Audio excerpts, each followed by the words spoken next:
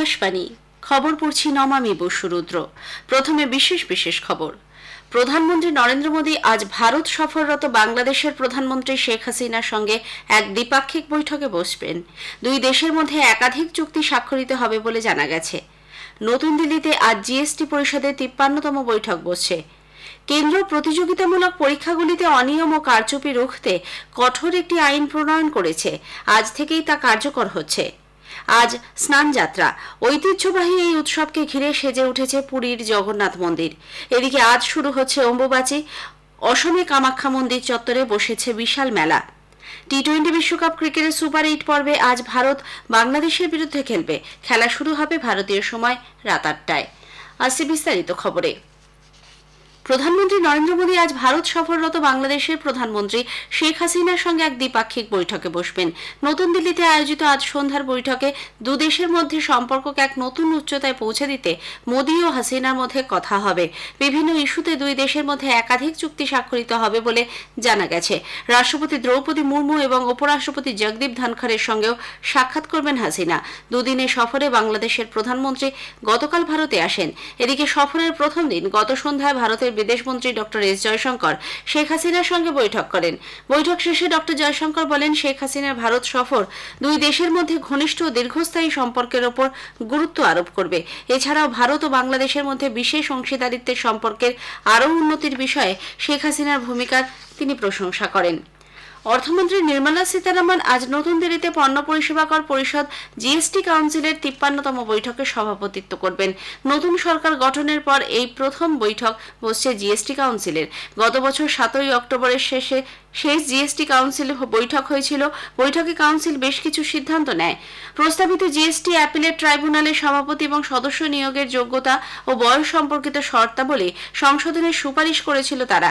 দ্রুত বকেয়া মেটাতে এবং গবাদি পশুর খাদ্য উৎপাদনের খরচ কমাতে আখ চাষিদের সহায়তা হিসেবে গুড়ের ওপর জিএসটি 28% থেকে কমিয়ে 5% করার সিদ্ধান্ত নিয়েছিল কাউন্সিল। কেন্দ্র প্রতিযোগিতামূলক পরীক্ষাগুলিতে অনিয়ম ও কারচুপি রুখতে কঠোর একটি আইন প্রণয়ন করেছে। আজ থেকেই তা কার্যকর হবে বলে সরকারি গেজেটে প্রকাশিত এক নির্দেশনামায় কর্মী বিষয়ক দপ্তর জানিয়েছে। এতে সর্বোচ্চ 10 বছরের কারাবাস এবং 1 কোটি টাকা পর্যন্ত জরিমানার সংস্থান রয়েছে। উল্লেখ্য, পরীক্ষায় কারচুপি ঠেকাতে public examination prevention of unfair means bill 2024 লোকসভায় 6ই ফেব্রুয়ারি এবং রাজ্যসভায় 9ই ফেব্রুয়ারি পাশ হয়।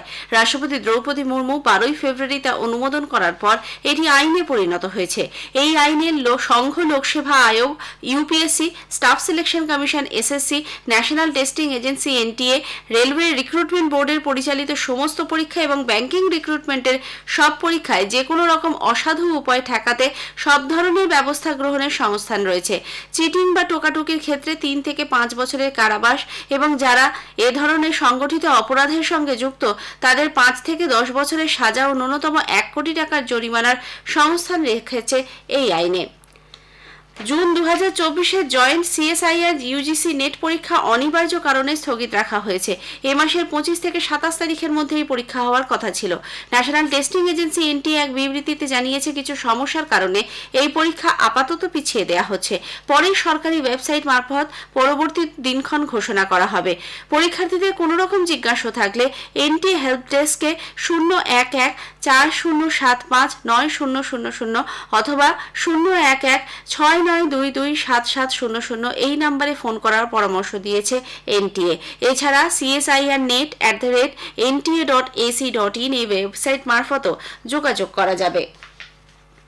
সুপ্রিম কোর্ট নিট ইউজি 2024-এ কাউন্সেলিং প্রক্রিয়া স্থগিতাদেশ দেওয়ার আবেদন খারিজ করে এনটিএ-কে নোটিশ পাঠিয়েছে। নিট ইউজি সংক্রান্ত পৃথক পৃথক আবেদনগুলিকে একত্রিত করে আগামী 8ই জুলাই মামলাটির পরবর্তী শুনানির দিন ধার্য করেছে।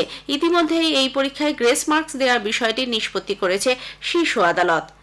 আকাশবাণী সংবাদ ভারতের অন্যতম সবচেয়ে বিশ্বস্ত সংবাদ মাধ্যম হিসেবে স্বীকৃতি পেয়েছে। অক্সফোর্ড বিশ্ববিদ্যালয়ের Reuters Institute for the Study of জার্নালিজমে এক সমীক্ষায় ভারতের মিডিয়া ক্ষেত্রে আকাশবাণী সংবাদের অন্যতম শীর্ষস্থানে থাকাকে স্বীকৃতি দেওয়া হয়েছে। ডিজিটাল নিউজ রিপোর্ট 2024-এ বলা হয়েছে, বিশ্বাসযোগ্যতার নিরিখে আকাশবাণী সংবাদ ভারতের অন্যান্য গুরুত্বপূর্ণ সংবাদ মাধ্যমগুলির তুলনায় এগিয়ে রয়েছে।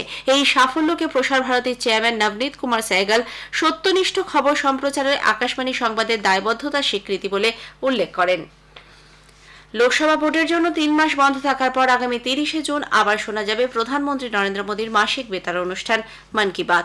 প্রধানমন্ত্রী হিসেবে টানা তৃতীয়বার দায়িত্ব নেওয়ার পর এটিই হবে তাঁর প্রথম মন কি বাত। মন কি বাতের এটি 111তম পর্ব। জনসাধারণ তাঁদের বক্তব্য এবং পরামর্শ 28শে জুনের মধ্যে টোল ফ্রি নাম্বার 1800117800 জানাতে পারেন। নরেন্দ্র মোদী অ্যাপ অথবা মাইগভ ওপেন ফোরামেও তা জানানো যাবে। বেলা 11টা থেকে আকাশবাণী এবং দূরদর্শনের সবকটি চ্যানেল এবং Akashvani news on AIR website, mobile app, প্রধানমন্ত্রীর দপ্তর ও তথ্য সম্প্রচার মন্ত্রকের ওয়েবসাইট ও ইউটিউব চ্যানেলে মন কি বাত সম্প্রচারিত হবে। এই খবর আপনারা শুনছেন আকাশবাণী থেকে। আজ স্নান যাত্রা। জ্যৈষ্ঠ পূর্ণিমা তিথিতে জগন্নাথ দেবের এই স্নান যাত্রা পালিত হয়ে থাকে। ঐতিহ্যবাহী এই উৎসবকে ঘিরে সেজে উঠেছে পুরীর জগন্নাথ মন্দির। পশ্চিমবঙ্গে হুগলির মাহেশ জগন্নাথ মন্দির, ইস্কন মন্দির সহ বিভিন্ন স্থানে স্নান যাত্রার আয়োজন করা হয়েছে। এই উপলক্ষে সকাল থেকেই পুরী ও অন্যান্য মন্দিরে প্রচুর ভক্ত সমাগম। উল্লেখ্য, স্নান যাত্রা উপলক্ষে আজ জগন্নাথ দেব, বলরাম ও সুভদ্রাকে মূল মন্দির থেকে বাইরে নিয়ে আসা হবে পবিত্র স্নানস্থলে। 3 বিগ্রহকেই ঘড়া ঘড়া জল ও দুধ দিয়ে স্নান করানোর পর আবার ফিরিয়ে নিয়ে যাওয়া হবে মূল মন্দিরের গর্ভগৃহে। এরপর প্রথা অনুসারে এক পক্ষকাল দেব দর্শন বন্ধ থাকবে। পক্ষকাল পর আগামী 7ই জুলাই হবে রথযাত্রা। জগন্নাথ দেব, বলরাম ও সুভদ্রা সুসজ্জিত রথে চড়ে মাসির বাড়ি যাবেন। এদিকে আজ শুরু হচ্ছে অম্বুবাচী। এই উপলক্ষে অসমের কামাখ্যা মন্দির সংলগ্ন এলাকায় বিশাল মেলার আয়োজন করা হয়েছে। মঙ্গলবার অম্বুবাচী নিবৃত্তি হলেও মেলা চলবে বুধবার 26 তারিখ পর্যন্ত। এই উপলক্ষে লক্ষ লক্ষ ভক্ত ভিড় জমিয়েছেন মন্দির চত্বরে। মেলা ঘিরে কড়া নিরাপত্তার বন্দোবস্ত করা হয়েছে। উল্লেখ্য, নারীত্ব এবং সন্তান জন্ম দেওয়ার ক্ষমতাকে সূচিত করতে মায়ের রজস্বলা হওয়ার এই সময়টিতে মন্দিরের দরজা বন্ধ থাকে। মঙ্গলবার সন্ধে 9টা 8 মিনিটে মন্দির ফের খুলে যাবে। কেন্দ্রীয় স্বাস্থ্য মন্ত্রক হজ যাত্রীদের স্বাস্থ্য পরিষেবা সম্পর্কিত একটি নথি প্রকাশ করেছে। স্বাস্থ্য সচিব অপূর্ব চন্দ্র হজ যাত্রায় মেডিকেল কেয়ার অ্যারেঞ্জমেন্টস ফর হজ শীর্ষক নথি প্রকাশের সময় বলেন, এই নথিতে সৌদি আরবে ভারতীয় হজ যাত্রীদের জন্য সম্পূর্ণ স্বাস্থ্য পরিকল্পনা অন্তর্ভুক্ত রয়েছে। এদিকে বিদেশ দপ্তরের মুখপাত্র রণধীর জয়সওয়াল জানিয়েছেন, এবারে ভারতীয় হজযাত্রীদের মধ্যে 98 জন প্রাণ হারিয়েছেন, তবে প্রত্যেকেরই অসুস্থতা বা বয়সজনিত কারণে মৃত্যু হয়েছে। গত বছর এই সংখ্যা ছিল 187। জাতীয় তদন্ত সংস্থা এনআইএ মানব পাচার ও সাইবার জালিয়াতির মতো আন্তর্জাতিক মামলায় জড়িত থাকায় 5 অভিযুক্তের বিরুদ্ধে চার্জশিট দাখিল করেছে। এদের মধ্যে 2 জন বিদেশি নাগরিক। মুম্বাইতে গতকাল এনআইএ বিশেষ আদালতে এই চার্জশিট দাখিল হয়। অভিযুক্তরা কম্পিউটার ও ইংরেজি ভাষায় দক্ষ ভারতীয় যুবক যুবতীদের চাকরি দেবার প্রলোভন দেখিয়ে কল সেন্টারে কাজ করাতে বাধ্য করতে বলে জানা গেছে। বাস্তুচ্যুত প্যালেস্তিনীয়দের ত্রাণ শিবির লক্ষ্য করে ইসরায়েলি সেনার শেল নিক্ষেপে কমপক্ষে 25 জনের মৃত্যু হয়েছে, আহত আরও 50 জন। গত কয়েক মাসে মোয়াসির ত্রাণ শিবির লক্ষ্য করে বোমা বর্ষণ করে ইসরায়েল। ওই এলাকায় উদ্বাস্তু প্যালেস্তিনীয়রা বসবাস করছিল বলে জানা গেছে। ভারতীয় আবহাওয়া দপ্তর আইএমডি আগামী 5 দিন কেরালা, উপকূলবর্তী দক্ষিণ কর্ণাটক এবং কোঙ্কণ, গোয়ায় ভারী থেকে অতি ভারী বৃষ্টির পূর্বাভাস দিয়েছে। আইএমডি সূত্রে জানা গেছে, দক্ষিণ পশ্চিম মৌসুমী বায়ু গাঙ্গেয় পশ্চিমবঙ্গ, ঝাড়খণ্ড, ওড়িশা, ছত্তিশগড়, মধ্যপ্রদেশের কিছু অংশে প্রবেশ করেছে। 18তম মুম্বাই আন্তর্জাতিক চলচ্চিত্র উৎসবের সমাপ্তি অনুষ্ঠানে আন্তর্জাতিক বিভাগে সেরা ডকুমেন্টারি হিসেবে স্বর্ণ শঙ্খ পুরস্কার পেয়েছে ভারতীয় ডকুমেন্টারি দ্য গোল্ডেন থ্রেড। অভিনেত্রী পুলম ধেলান মুম্বাইয়ের একটি অনুষ্ঠানে পরিচালক নিশিতা জৈনের হাতে এই পুরস্কার তুলে দেন। টি-20 ক্রিকেট বিশ্বকাপে ভারত আজ সুপার 8 পর্বে তাদের পরবর্তী ম্যাচে বাংলাদেশের বিরুদ্ধে খেলবে। অ্যান্টিগুয়া ও বারবুডার স্যার ভিভিয়ান রিচার্ড স্টেডিয়ামে খেলা শুরু হবে ভারতীয় সময় রাত 8টায়। সুপার 8-এ প্রথম ম্যাচে ভারত আফগানিস্তানকে 47 রানে হারিয়ে দিয়েছিল।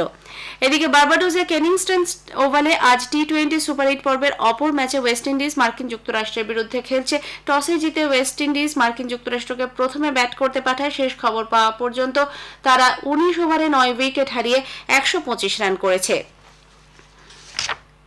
ইউরোকাপ ফুটবলে অস্ট্রিয়া 3-1 গোলে পোল্যান্ডকে হারিয়ে দিয়েছে। বার্লিনে গ্রুপ ডির এই ম্যাচে জয়ের সুবাদে অস্ট্রিয়া শেষ ষোলোয় পৌঁছানোর আশা জিইয়ে রাখল। অন্যদিকে পোল্যান্ড নেদারল্যান্ডের কাছে তাদের প্রথম ম্যাচেও পরাজিত হয়। এই পরাজয়ের ফলে তাদের পরবর্তী রাউন্ডে যাওয়ার সম্ভাবনা অনেকটাই ধাক্কা খেল। অন্য ম্যাচে নেদারল্যান্ডস ও ফ্রান্সের মধ্যে খেলাটি গোলশূন্যভাবে শেষ হয়েছে। আজ সন্ধ্যে 6:30টায় জর্জিয়া চেক রিপাবলিকের, 9:30টায় পর্তুগাল তুরস্কে এবং রাত 12:30টায় বেলজিয়াম রোমানিয়ার বিরুদ্ধে খেলবে। শেষ করার আগে খবরের বিশেষ কিছু অংশ আরও একবার। প্রধানমন্ত্রী নরেন্দ্র মোদী আজ ভারত সফররত বাংলাদেশের প্রধানমন্ত্রী শেখ হাসিনার সঙ্গে এক দ্বিপাক্ষিক বৈঠকে বসবেন। দুই দেশের মধ্যে একাধিক চুক্তি স্বাক্ষরিত হবে। নতুন দিল্লিতে আজ জিএসটি পরিষদের 53তম বৈঠক বসছে। খবর শেষ হলো।